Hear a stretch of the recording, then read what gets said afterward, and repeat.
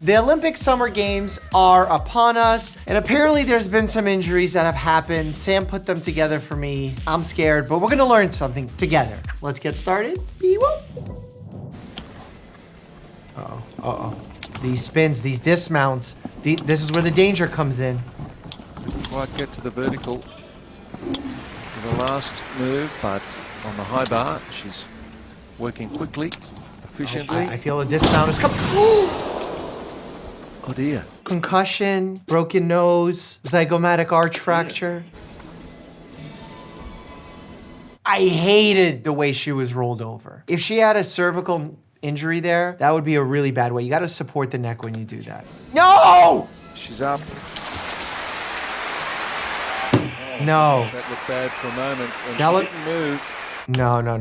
I hope she didn't compete after that. That would be so wrong. From a concussion standpoint, once you get the first one, just because you feel fine, doesn't mean you should go back in, because now your brain's even more sensitive to worse injury. Wrestling. A lot of cauliflower ear, a lot of dislocations.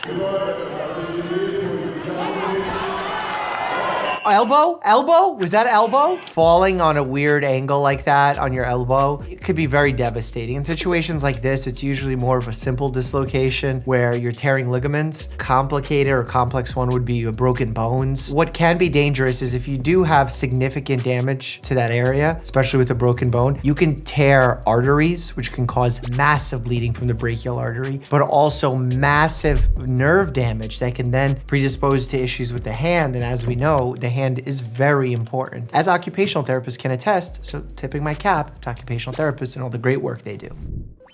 Torn ligaments are painful injuries to deal with at the easiest times. But for Olympic gymnast Kerri Strug, it had to be ignored. When her US teammate left the vault having just missed the 9.4 needed to win the gold, it was down to Strug's remaining 2 attempts to secure the top medal. Wait, she did it on a torn ligament? When she limped back after falling during her first attempt, something had clearly gone very wrong. Strug knew that she had to land her second attempt as she made her way to the start. That's so dangerous.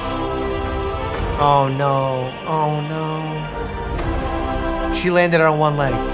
What a champ. Her second landing involved the slightest of touchdown on both feet, and then a hop to the uninjured one to stay upright. Her efforts carried the team to gold at Atlanta 1996. Wow, impressive. And also what the announcer didn't say is that when you have a tear of a ligament like that, especially initially, you get this massive inflammatory response where the knee essentially locks up on you. So remember, when you tear a ligament, it bleeds. So you have bruising in the area, you have swelling in the area, edema, all this buildup so that you have no range of motion with that knee. I don't even know how she sprinted through it. Finalne skupine, Filc je na notranji progi v ospredju, še vedno Filc. BMX, oh my God, everyone's falling on their faces. Some concussions, especially with that level of speed and deceleration, lots of symptoms. Brain fog, difficulty concentrating, light sensitivity, noise sensitivity. Imagine you're a young person now, every time you go out to a party, there's loud noises and lights, you can't even be comfortable. That's the smallest part of it. Yeah, and that's really the culmination of the camaraderie that we see. Oh. What the heck happened? Just a really awkward fall into the sand pit. He had a hamstring tendon tear, a knee contusion, and a tear in the ligaments of the right foot. Interesting. I'm surprised he didn't tear his PCL based on the motion of his knee moving back. I guess the foot got caught on the jump, on the explosive part of the jump. That's going to be a really long rehab process, 8 to 12 months. And Angelica Bankston of Sweden. The pole vault as an event scares the life out of me. You're going fast, there's a giant sharp object, and it reminds me of The Knight's Tale, jousting. Watch what's happening here on her third attempt. She looks okay, but where is that piece flying to? I paused it and I see the trajectory. It didn't fly. You never see anything like that. Obviously, guys, pole vault's the only sport and the only event in track and field. Your life is in. Oh, she's okay. You have to trust what's in your hands. So. Oh, the pole broke. Does that happen? Is that a faulty pole? There are multiple instances of this happening at the Olympics. FPS. Faulty pole syndrome. Oh, FPS. New diagnosis. Some people thought it meant first-person shooter, but no. I was worried because of where I paused it that piece was shooting out into the audience. Well, the good news was she was okay. The better news is she's afforded another try as a I hope so. I mean, your stick broke. to try to join them at the next height. Oh, and she did it. Thrust in her new pole, she gets over the bar. That's what I always say. If you fall off the horse, get another pole. Just like in Formula One, you want to be in pole position. If the first pole isn't in the north, try going south. Contribute to your local polling station.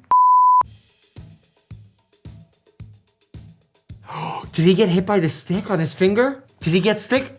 Did he get finger stick? Oh no, not finger stick. Penile stick. It was pole on pole violence. Oh my God.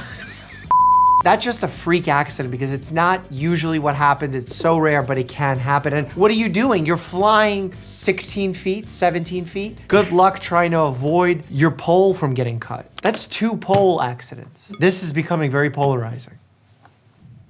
We're out of the pole clips now, so I'm glad you got it out of your system. Francisco Lázaro overheats. This Portuguese marathon runner was his country's flag bearer during the 1912 Summer Games in Stockholm. This only makes the tragedy hit that much harder. It's very easy to overheat when performing vigorous activity. And overheating doesn't just mean temperature, it also means fluid and electrolyte dysregulation. And when you have that ultimately causes organ failure. And when you have organ failure, then you have even bigger problems. Before the marathon, Lázaro covered his body in animal fat to help prevent sunburn.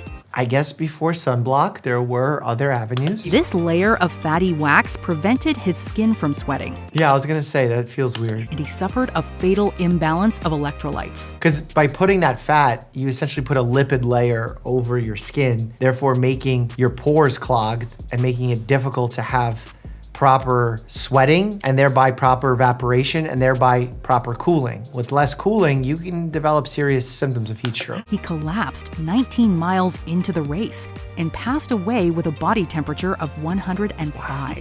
He became the first athlete to die in the modern Olympics, and 23,000 people attended his memorial service in the Olympic Stadium. This is why it's so important that when you're sweating a lot, you're losing a lot of fluids, you understand that you're also losing a lot of salt. And that's why professional athletes really take their electrolyte balance seriously and consume enough salt, especially throughout their events. That's why when I look at something like Prime Energy, it doesn't have enough salt in it to do the trick. And I know why they don't add the salt. It would make it a better athletic beverage, but it would make it taste worse, therefore less people would buy it.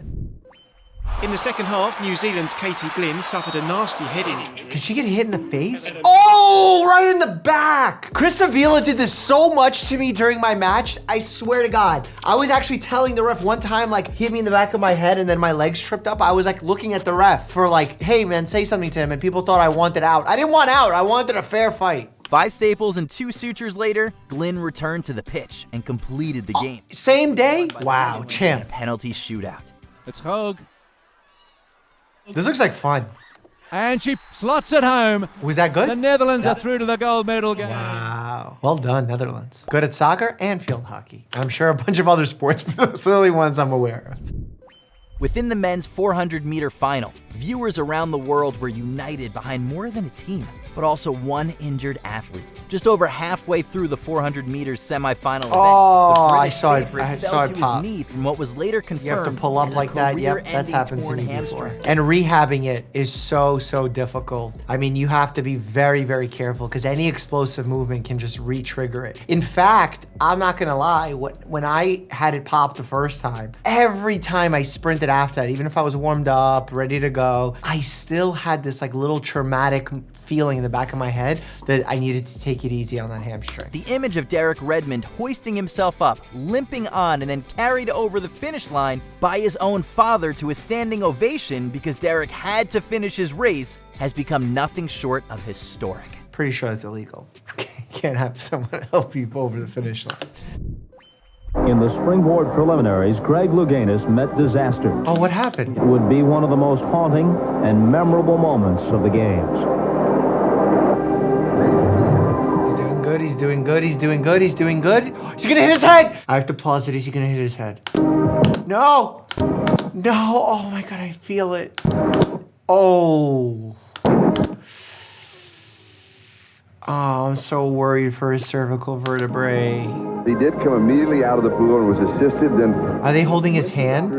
Into a training room, and they worked on him. They worked on him. I mean, I think they needed to get him stacked to an emergency center with his C-spine stabilized. Louganis struck his head on the diving board mid-attempt, suffering a concussion, not to mention a gnarly wound that required multiple stitches. I can't imagine how much bleeding there was. The scalp bleeds so much. On his very next qualifying dive, Louganis earned a high score to advance to the finals. Wow, overcoming the fear and the trauma of it all. Conversations around Louganis' head injury took on a second life after he publicly came out at the 1994 Gay Games and published an autobiography announcing to the world that he was HIV positive.